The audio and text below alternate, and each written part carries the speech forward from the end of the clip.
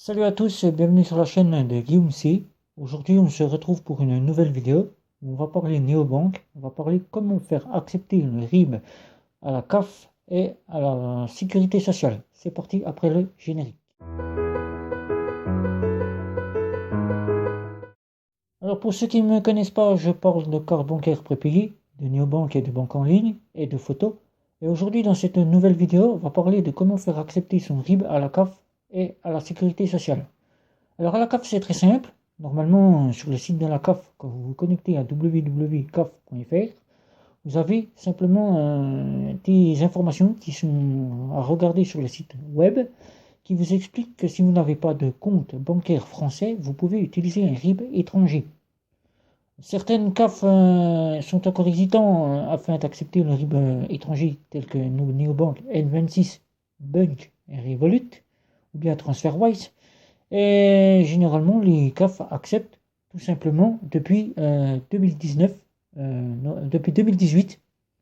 Les RIB sont acceptés de plus en plus. Et en novembre 2019, les RIB à la CAF ont tous été acceptés. Normalement, si vous avez encore des petits soucis avec la CAF, je vous explique la manipulation. À toi qui va regarder cette vidéo et vous qui la regarderez, je vais donc vous expliquer comment faire pour vous faire accepter ce fameux RIB.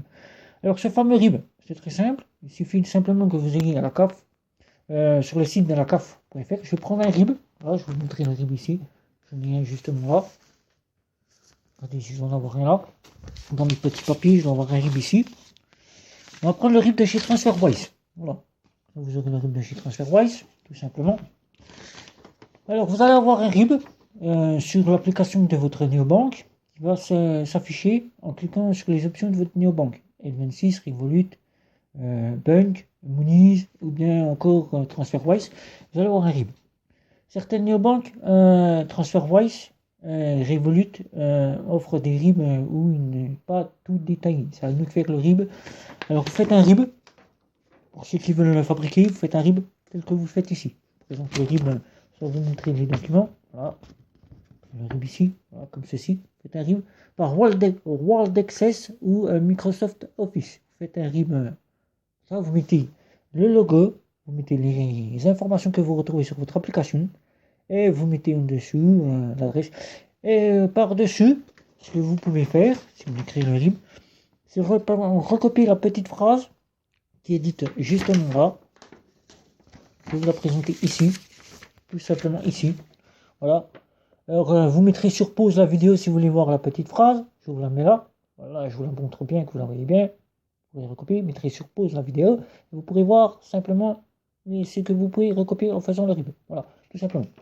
Alors, sur la base réglementation de l'espace unique de paiement SEPA, tout compte SEPA national et transfrontalier doivent être acceptés pour des virements et des prélèvements automatiques. Donc, une fois que vous avez créé votre RIB, vous mettez ce petit paragraphe ici en dessous de la loi française numéro de l'article 9, c'est celle-ci, vous la recopiez. Je vous la remontre encore une fois, vous pourrez mettre encore sur pause la vidéo, voilà, comme ça vous verrez très bien comment ça se passe, vous pourrez la recopier. Et pour se faire accepter à la CAF, vous allez directement sur le site de la CAF, www.caf.fr, vous aurez là, sur le côté, là, sur le côté. Et donc, vous aurez simplement votre compte qui va s'afficher une fois que vous aurez identifié. Et vous allez avoir une petite option juste en dessous du versement que vous aurez reçu. Mon profil. Vous cliquez sur votre profil et vous allez avoir toutes les informations de votre profil. Les cases, vous pourrez modifier. Vous allez dans la dernière case qui se trouve juste en dessous, la toute dernière case. Modifiez vos coordonnées bancaires. Vous les modifiez. Vous entrez votre IBAN que vous aurez sur votre RIB que vous aurez imprimé ou que vous aurez fait par vos soins. Vous aurez votre IBAN et votre code banque Swift ou BIC que vous devrez remettre à la CAF et valider par votre prénom pour que vous êtes bien titulaire. Et une fois vous validez. Généralement, c'est pris en 24 heures. Si toutefois le RIB n'est pas accepté, vous recevez un petit email sur votre boîte email. Vous consultez le site internet de la CAF. Vous demanderont des compléments d'information. Tout simplement, vous les appelez. Vous appelez le numéro de la CAF et vous leur dites tout simplement que vous avez reçu un email vous demandant des compléments comme quoi votre RIB n'est pas accepté. la CAF sera en mesure de vous demander une copie de votre RIB original. Donc vous envoyez ceci par vous mettez ça dans une enveloppe, vous faites une copie de votre RIB, soit celui que vous avez fait avec la petite loi, soit celui que le site vous aura donné. Vous le mettez dans une enveloppe et vous allez le déposer directement à la CAF. Si au bout de 15 jours, vous n'avez toujours rien auprès de la CAF, il faut se dire que le RIB, il faut l'envoyer avant le 15 du mois. Avant le 15 du mois, il faut que le RIB soit déposé sur votre site internet ou envoyé à la CAF par la poste ou tout simplement déposé au centre CAF. Avant le 15, si vous n'avez toujours pas de réponse de la CAF qui vous dit que c'est accepté, vous envoyez un courrier en recommandé avec le RIB, avec la petite loi que vous aurez recopiée, simplement sur le RIB original que vous aurez imprimé ou tout simplement sur le RIB que vous aurez fait par vos soins, et vous l'envoyez à la CAF. Mais généralement, la CAF accepte depuis le site web. C'est un service informatique, tout est automatique, vous pouvez l'envoyer même le week-end. Le week-end, le site service informatique automatique va vérifier que le RIB accepte bien les revenus de la CAF sur le compte. S'il l'accepte, le site vous informera par email et dans les documents demandés par la CAF, vous pourrez voir qu'il est validé et donc vous aurez donc plus besoin de faire valider votre RIB, tout simplement.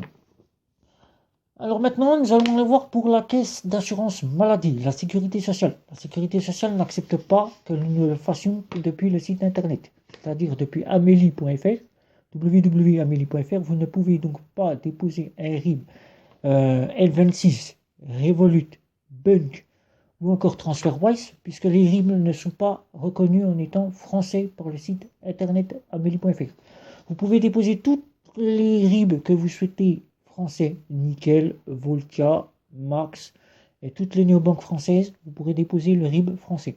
Le RIB sera pris automatiquement au bout de 48 heures.